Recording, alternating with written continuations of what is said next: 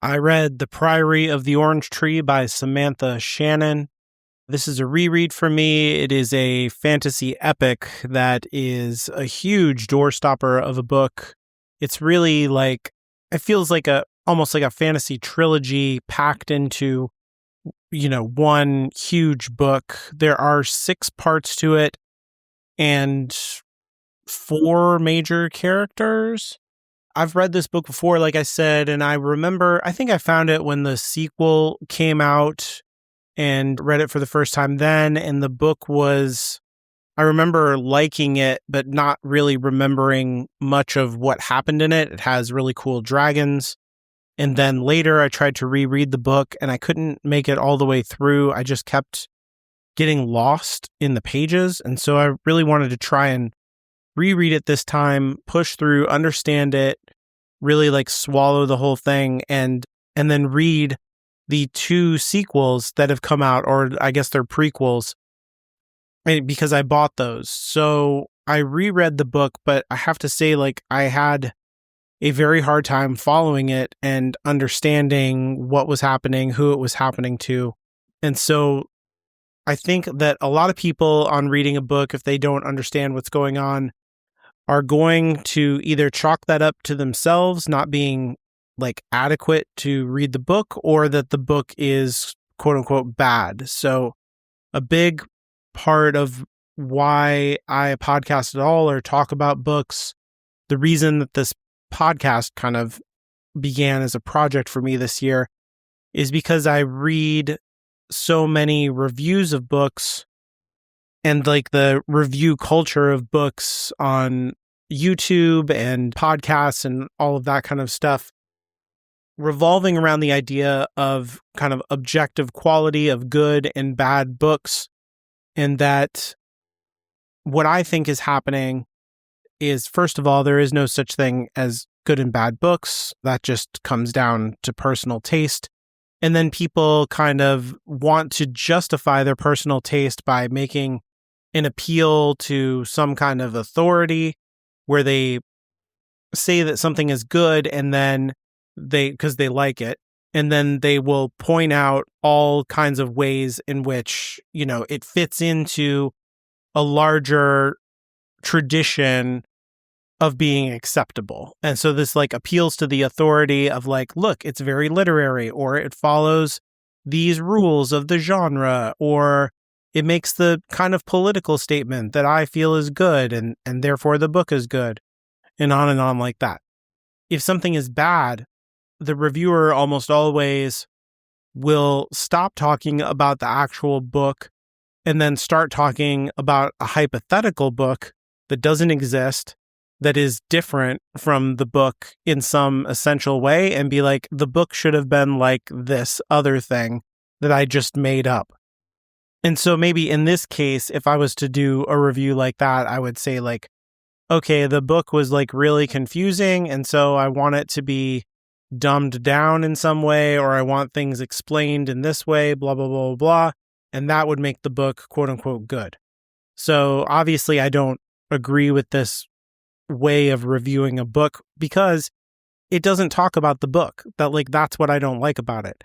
It doesn't assume that the writer did a thing on purpose that has meaning and that the author is trying to do something. Instead, it assumes that the reader is smarter than the author, understands how things should be done, and then the author is just a clumsy, bad writer who doesn't get it, and that's why they wrote a bad book, I guess.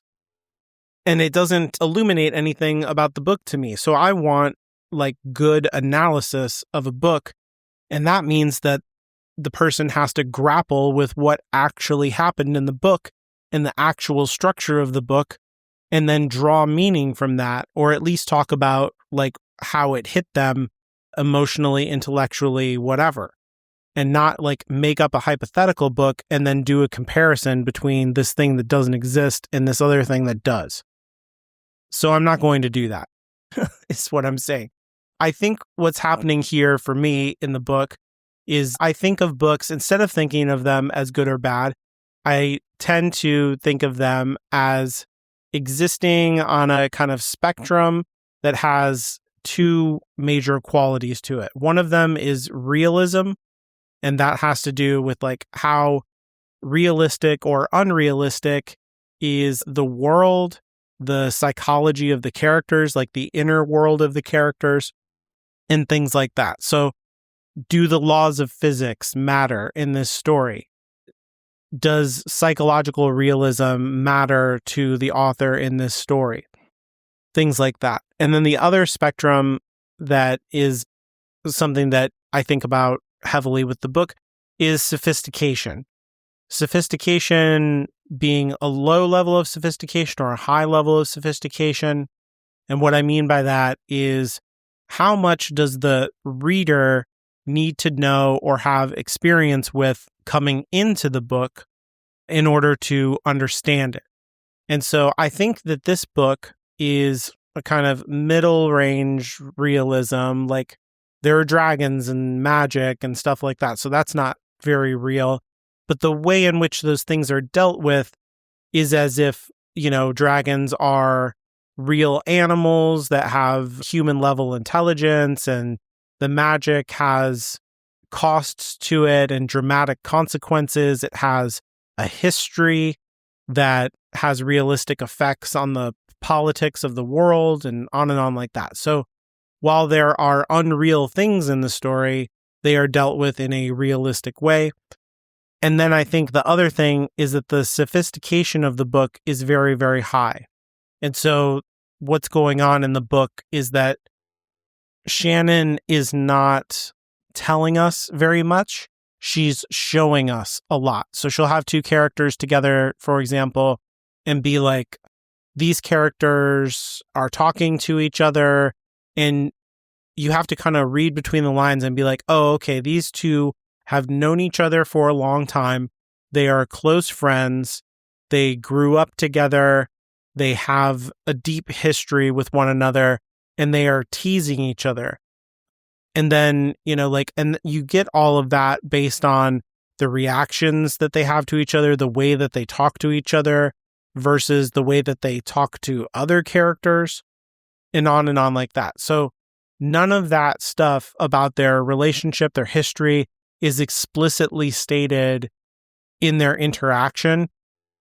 You have to extrapolate all of it from the way that they are behaving with each other. And it's the same thing with elements of the history in the world. Like the characters never stop and kind of exposit to each other in an unrealistic way and be like, as you know, my brother, the ancient dragons did blah, blah, blah, blah, blah, blah, blah.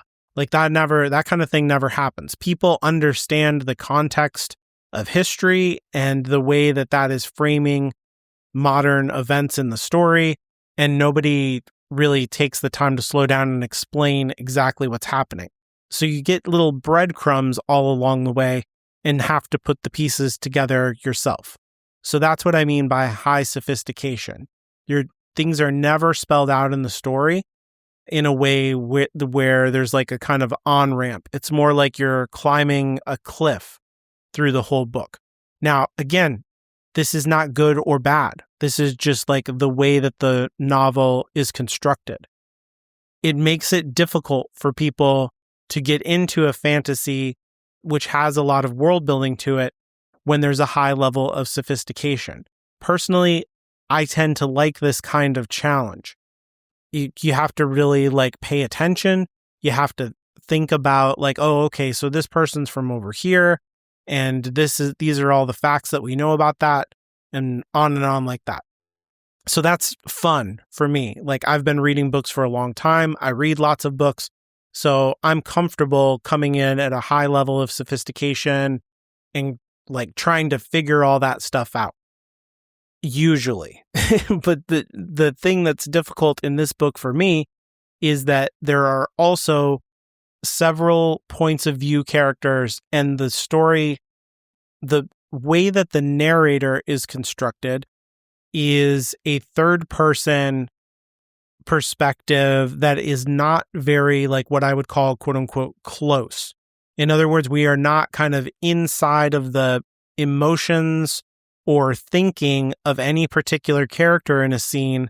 Like the scene is not being framed through the perspective of any particular character.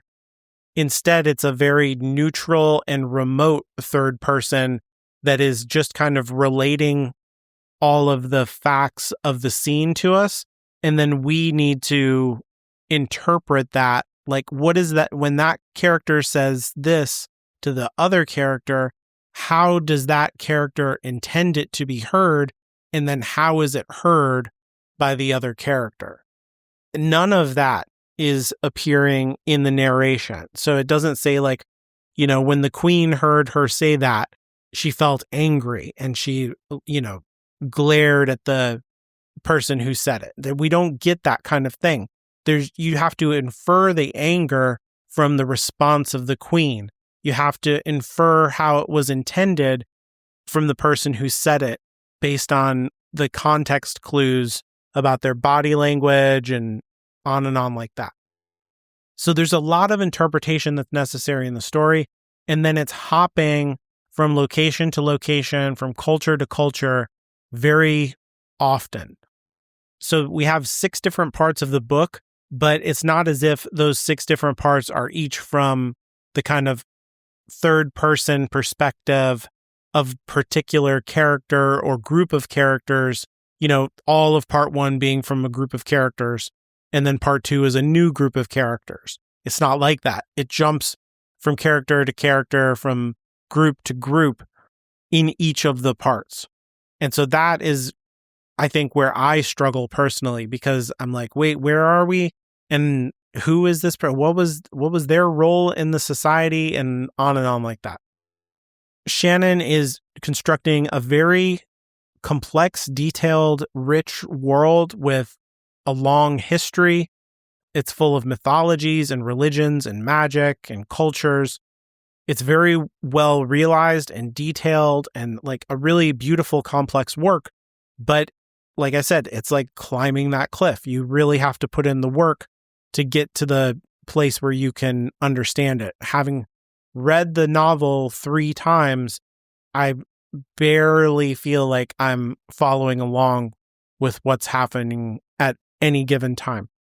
So, sometimes when I talk about books, especially fantasy, I will tend to like do a kind of beat by beat analysis and draw my symbolic reading from things based on those beats and how they're interacting and the character's perspective and stuff like that. But I just don't feel confident enough in my reading of this book to do that kind of thing. So it will have to be a more broad take on the whole thing, simply because I'm not, as a reader, up to the task of grappling with this level of sophistication. I feel like I need to read the book more times and really slow down and maybe take notes and think about it more carefully, or maybe listen to some podcasts that are, analyzing it chapter by chapter, and that kind of thing would probably help me. So in the broad structure of the book, what is going on is that there is a kingdom led by a queen named Sabran. I guess it's a queendom and not a kingdom. It's never had a king. So that's probably, kingdom is the wrong word. It's a queendom led by Sabran, who her ancestor was instrumental in binding the primary antagonist, he's just called the Nameless One, who is like a gigantic evil fire dragon, and he is going to come back and destroy the world. And this, to me, feels like I'm already jumping off the plot here and thinking about story analysis and symbolism. So this is not included in the book. This is my thinking on it.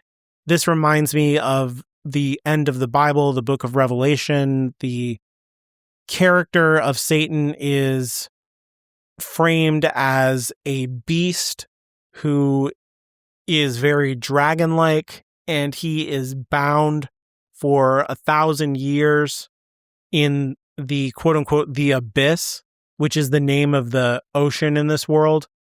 that separates the continents from each other.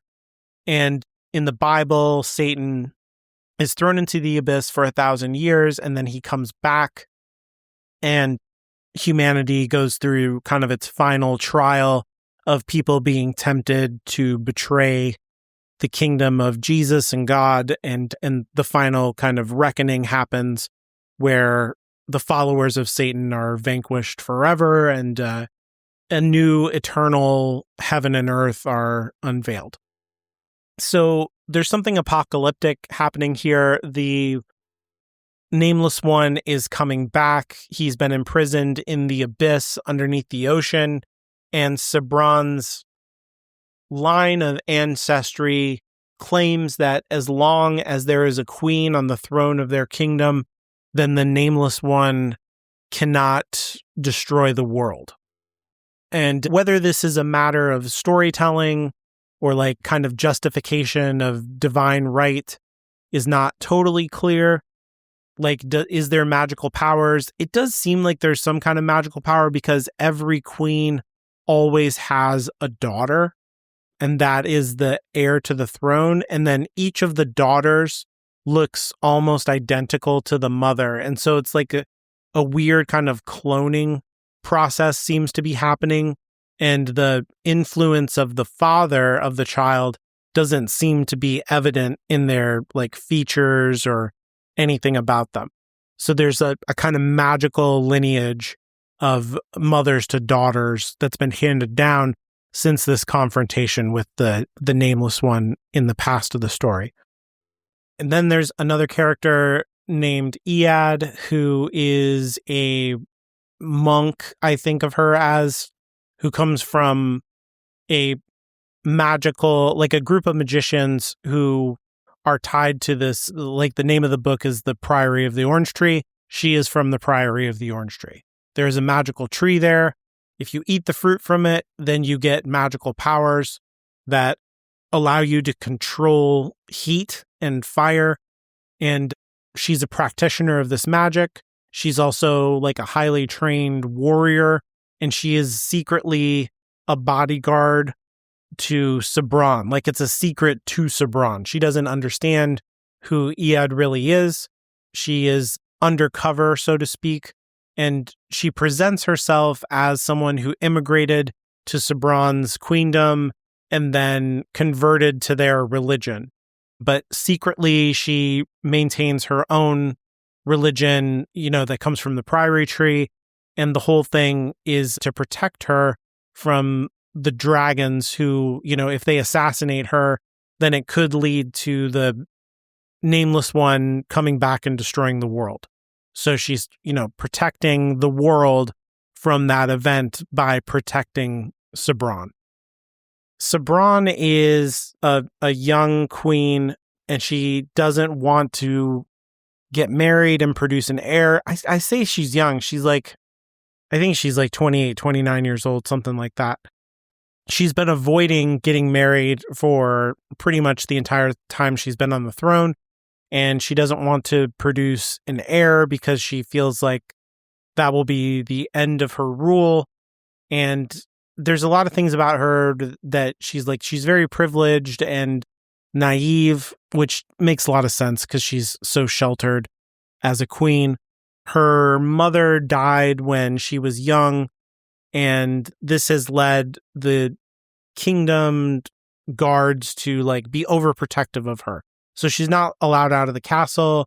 She doesn't have a lot of experience in the quote unquote real world with regular people.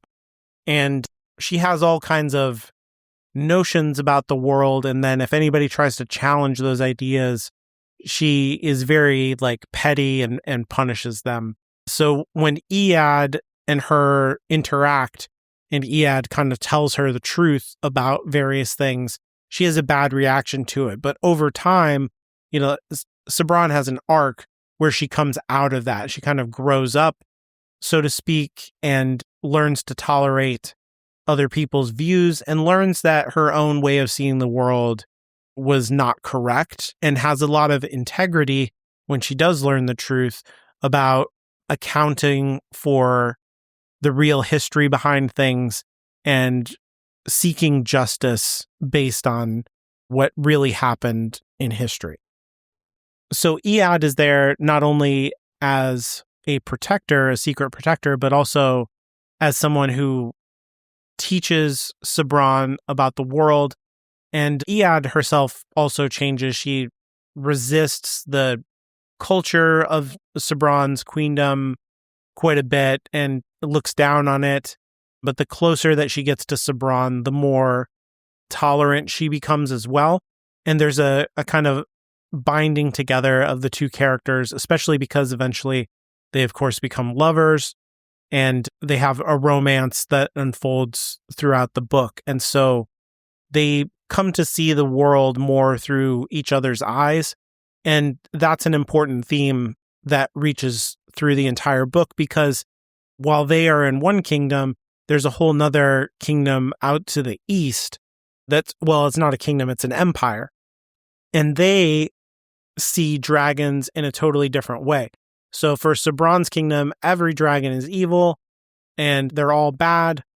And in this empire, we get the character of Tane, who is a dragon rider, or an aspiring dragon rider, I guess. And she basically wants to join the military and ride dragons and fight evil and promote good and whatnot. So the dragons there are associated with water. They have water powers. Their coloring is like bluish and gray and things like that, instead of the fire dragons who are red and breathe fire. These dragons don't breathe fire. And all of the dragons talk. They have like a human level or beyond of understanding.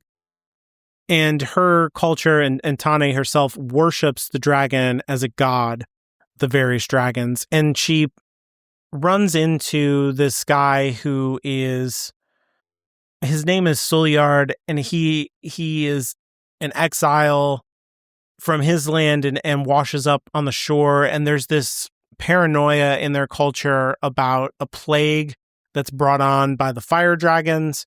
And anybody who is a foreigner could be a carrier of this plague, and they don't want it in their empire. And so there's a quarantine period that is required. But if Tane reports this guy as an outsider and a possible carrier of the plague, then that's going to shut down her trial to become a dragon rider. And then she feels like she won't ever get the chance to do that, and it would ruin her dreams, basically. And so she prioritizes her personal ambitions or dreams over the safety of the empire and community, which is like unbecoming behavior of a military officer, and then successfully passes the trial, becomes a dragon rider, kind of goes through this special spiritual bond with her dragon. And the rest of the story is her kind of like, on as far as her story goes, is struggling with the guilt and kind of identity crisis of that whole situation. The way that she was selfish, the way that she deceived people and her debt to the community, and the kind of religious feeling that she has towards the dragon, where she like venerates the dragon. She feels that the dragon is perfect, and that to be a rider of the dragon, she needs to be perfect. And so she holds herself to this like kind of impossible standard that leads her to feel guilty all the time and feel a lot of grief and shame. There's a similar kind of theme and resonance with those internal feelings that Sabran has around her desire to not have children when that is her job. So she feels shameful and she feels a kind of grief over the loss of her mother, but she's afraid that if she becomes a mother, then she will immediately die the way her mom did. And then the baby would grow up with the kind of grief that she would have. And so she feels guilt around her, like she feels responsible for her mother dying. And Iad feels all of these conflicting feelings about her religion says one thing, but her heart says another about Sabran. And so there's this common struggle around your religious beliefs and the kind of conflict that it creates with your emotions and like what you really feel. And I think that's like a real, like a very realistic portrayal of the struggle that religion like gives us a high standard to live to, like something to aspire to, but at the same time can fill us with shame and grief because of that high standard, right? We will never live up to the ways in which religion asks us to be better than we are, and then that causes us all kinds of turmoil. But a lot of the characters transcend those feelings. I think the religion is not depicted as regressive in the story or like a big problem. Instead, it is a stepping stone for these characters to grow. It is a guiding light for them to, sometimes they can't follow what the religion wants. Like in the case of Iad, she has to disobey the orders of the Priory and do what her heart tells her to do. But in a way that's kind of like being truer to the religion than just following the orders of the leaders of the religion, if you will. Like she's following the principles instead of following the institution, I guess. And Tane has to learn how to soften her standards when it comes to herself and to be more vulnerable and honest with her dragon, who immediately is like, hey, just tell me the truth. Like something's clearly going on with you, and I don't expect you to be perfect. I'm not perfect.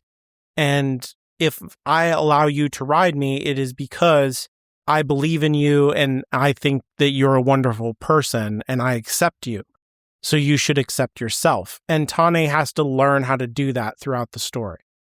So the religion is like a guide for all of the characters while simultaneously kind of like giving them emotional strife, which is good drama, I think, in it. So it's a well-used tool by Shannon in the story. And I think it portrays a realistic struggle that if you are religious, you have with your faith. The primary basis of the religion that Sabran follows is kind of like, it reminds me of the story of, is it Saint George? I can never remember. There's like George versus the dragon, right? Like this is a really important myth in England where there's like a princess and she gets captured by a dragon, and then the knight goes and slays the dragon and rescues the princess. That's like a really reductionist version of that story, but I don't know. It's a famous story. You could look it up, I guess. But that is the story that is the primary myth of her religion and her country. And so this knight had a code that he lived by of these virtues, and the entire society is set up around the knight's virtues because this knight is the one who vanquished the Nameless One. And the princess that he saved was Sabran's ancestor.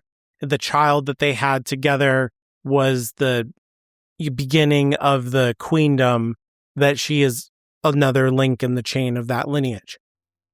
And so their entire society is structured around the magical power of the knight and his ability to vanquish the Nameless One, and the way in which that power is kind of locked into her womb and will be carried down.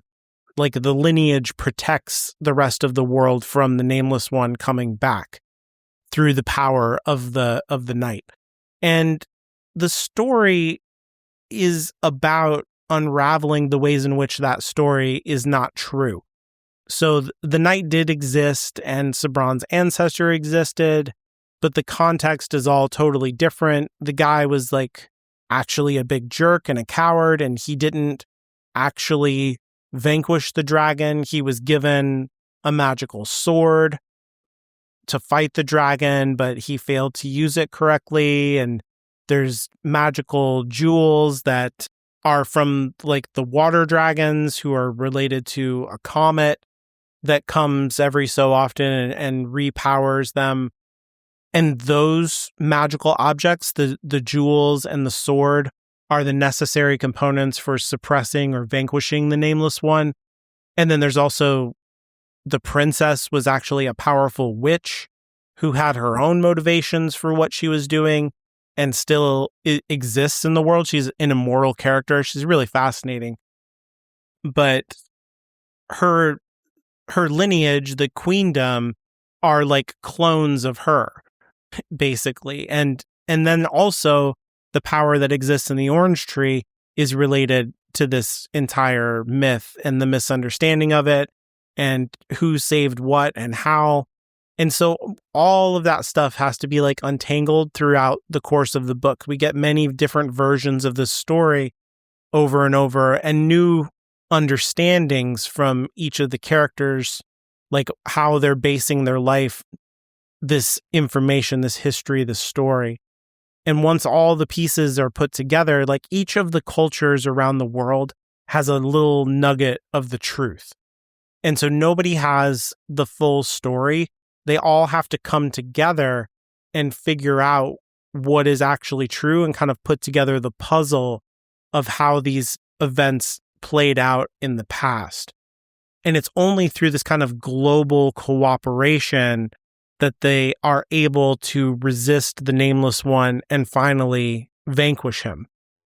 So there's a big theme there of like globalism, storytelling, truth-seeking, and a reconciliation. Like if you're going to have a just society, these characters care a lot about integrity, about following their faith, and that their faith be justified by a continuity with the history of the world. Like these stories need to be true to them. And if they're not true, that really matters. And they are going to need to reform their religion and their culture based on the truth. So all of the characters are seeking the truth and care about that a lot. And at the end of the story, we're told, the ways like Iad is going to take over the Priory, and, Sabran is going to change how her queendom operates and maybe even get rid of the queendom because it was all based on a misunderstanding, and on like that. That is a very modernist kind of point of view. Like the way that our society is arranged is around trying to figure out what is true through like the scientific method and on like that, and then applying that to our culture and the way in which we examine history and re-examine history, and then use that truth of history that we uncover to make choices going forward about our future. So we don't want to create political institutions like monarchies and inherited empires that are based on a mandate of heaven or like a God-given, hierarchy, chain of being kind of situation, because our society has determined that these things are not true in a deep sense, the way that, like gravity and electromagnetism are true and genetics are true and things like that. We want to base our society on things that are more quote unquote natural. And so that seems to be the disposition at the end of this story, that they're going to need to work together as a global community to uncover the truth and create a society that's more aligned with the truth and interconnected now that the threat of the Nameless One is gone. But I feel like there's a lot of stuff that I'm missing. There's a lot of ways in which those themes are explored and iterated on, and complexities that have to do with like myths that I can kind of recognize things from Asian cultures, like the ways that the water dragons work. They don't have wings, but they fly in the air, kind of like Japanese style dragons, if you will, or the Chinese dragons are sometimes like that. But then the fire dragons are more like Western, quote unquote, dragons, European style dragons, if you will. They have big wings, they breathe fire, and on like that. So there's something here about like East meets West, the different cultures that are there. There's like an Elizabethan kind of thing going on with Sabran's reign in her kingdom. There's intriguing stuff, with the Priory and a monastic tradition that is shared between East and West. There's stuff about alchemy in the story, which is also like there's European alchemy, but there's also Chinese or Eastern alchemy, if you will. And so there's all kinds of like interesting, complex stuff, but I don't feel confident enough to talk about it because of, like I said, the way in which I just the book just washes over me, and I'm like not totally sure what just happened. Like, I think this character did that and blah, blah, blah, blah. But I just need to more slowly move through the book at some point and really try harder to understand it. I want to understand it. There's a lot of beauty in the book. There's a lot of parts of it that stick out to me. There's scenes like, for example, where the fire dragon first attacks Sabron's kingdom and Iad protects her from the fire, but Sabron doesn't know it. Like, that whole scene is very vibrant to me. Any of the scenes where the dragons are in them and they're talking were like super interesting, and I was able to latch onto those really hard. But the more like subtle political machinations and religious political machinations happening between characters just kind of washed over me. I'm real bad at that stuff in real life. And so like a fictionalized version with, all of these long, complicated fantasy names for places and people is just like, just a real wrestling struggle just to know who is saying what and where they're from and things like that. But, what else are you going to do with your time? Like, this is the hobby. This is the fun. That's the point of reading, is to appreciate and grow in new ways. So I'm going to move on to the prequel that comes after this, which is another really big monster book. I have no idea what it's about other than that it is set in the past before this book at some point. So I don't know if it's like the story of the Nameless One in more depth or some period after that, or maybe even before that. I have no idea. And hopefully I'm able to keep up with that, although I have my doubts. It will probably be even harder for me because it'll be the first time reading it. So I guess we'll see how it goes.